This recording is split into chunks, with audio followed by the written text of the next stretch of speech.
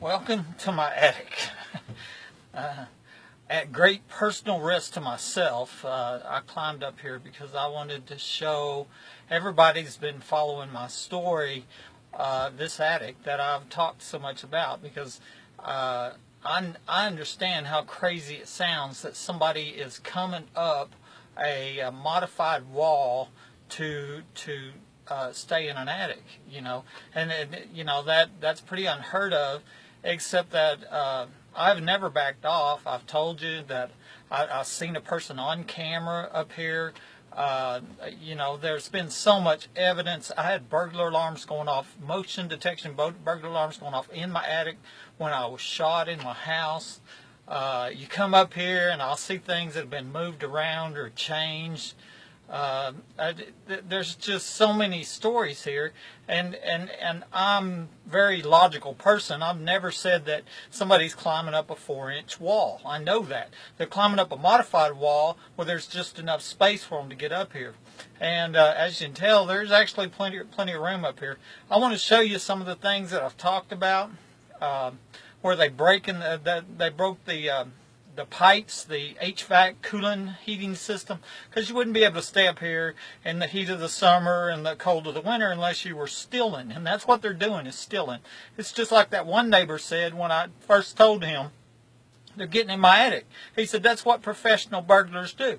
Well, and in a way he's right, because they're relentless. I mean, there ain't nothing that gets them to quit. And of course, they've got, I guess, their gang of dirty cops here that nobody can identify. Not even the mayor or the city council sent them pictures. Nobody can identify these dirty cops. And so they don't have no fear of arrest for burglaries, home invasion, theft, murder. It really doesn't matter. And so anyway, I want to show you where they broke apart these pipes, or these duct work. It's the heating cooling system. And then I want to show you some other things where it's been modified from the original build. And I think that's real important. And so anyways, here we are, and I'm going to take you around. I'm going to show you. All right, one thing, anywhere you see that duct tape on that pipe right there, that's where I have repaired it.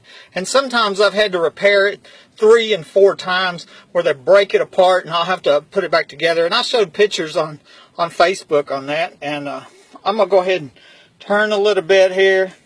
You can see, maybe you can see there's the entrance where I come in. But that one's bolted shut. They're not coming in a normal entrance. So anyway, I'll take you and show you some other stuff. All right, it's I'm at a different place here. I'm kind of want to show you. It's the way my camera is, to show you the back side of this house. I'm standing up, and you can tell this is a lot of room.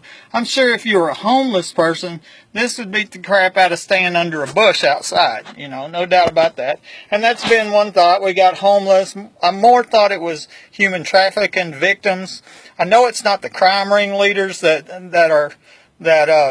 have put in, any kind of underground access tunnel pipe or whatever they did on their house, modified the house so people can come up here and stay and steal from the homeowner or murder, And so anyway, what I really want to show you is where I'm standing is I have a raised ceiling. And ceiling goes up in the air in my room.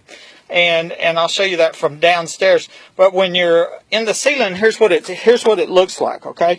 And it's very dangerous up here, especially when you got a partially amputated foot. What I'm trying to show you here is right here. I'm standing on the raised roof, okay, or the raised ceiling of this bedroom, of the master bedroom, and it slants down right here. Okay, and you can see that all the way. It slants down, see, because this is the raised ceiling. Okay, and then right here's the corner, right here, and okay, and so right there you can see right here, if you look, how it slants down. There's a reason I'm showing you this, and it does it over there on that side too. And because on this back side, we're going to see some really strange construction that was done after this house was built. That's one reason I come up here. This is rough, what I've gone through just to show you this. But remember, I told you about the raised ceiling. And what happens is when this roof comes down, and you can see it, the roof slanting down, somebody cut and put 2x6s right there over my shoulder. You can see it between where this raised ceiling and that the roof is up here on top. Okay, so I'm pointing back over there to it right there. Okay, and that goes all the way across that one side. This side over here, okay, and I'm going to show you, is somebody has come in here and modified that after this home was built. Because if you look at this 2x6 right there, there's a piece of electrical wire. It's called Romex, piece of Romex that's between the ceiling and that 2x6. Well, that wasn't done when this house was built. That's against electrical code, and it's also a fire hazard. It tells you that the electrical wire was put in before the board was put in, and they covered that section up all the way across and built something in there, and I've never been able to get back in the back of it, and but there's a space back in here all the way on this one side of the room, and them 2x6s all the way across. And so something has been done with this section after this home was built. And sometime, you know, like I said, it is extremely dangerous for me to be up here with a half a foot.